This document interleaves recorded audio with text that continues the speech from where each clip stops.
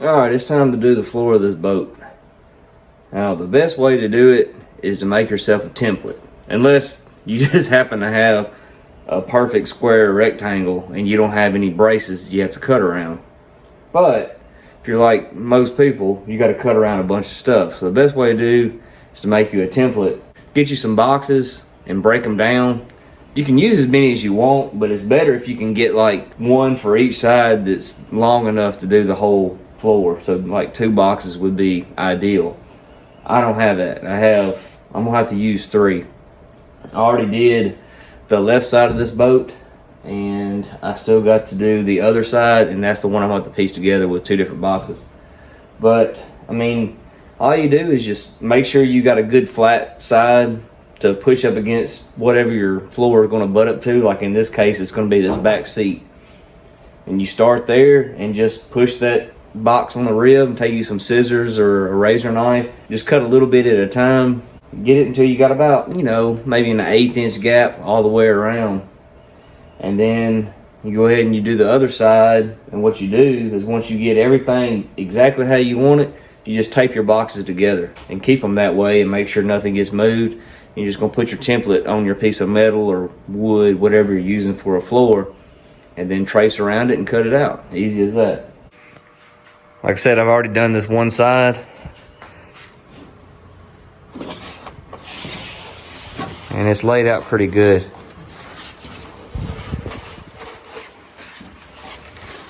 I mean, there still might need to be some fine tuning. Like that's a little close. And if you get it, close, just remember, cut your line when you're cutting your metal. And it'll all work out. But like I said, this side is pretty much done. Need to work on this side.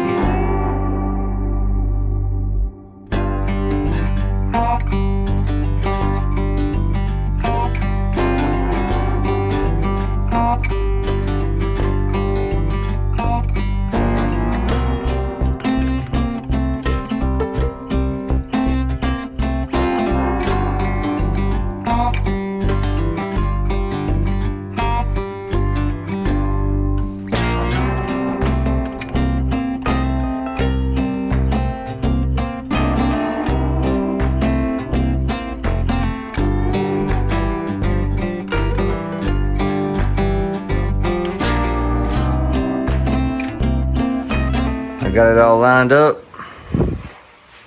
where it needs to go. And then I tape my 3 boxes together. So I got one big template out of 3 boxes now. Now all I need to do is get the metal in, then take this out real carefully, lay it on the metal, draw it out, then cut it, and it should fit pretty good.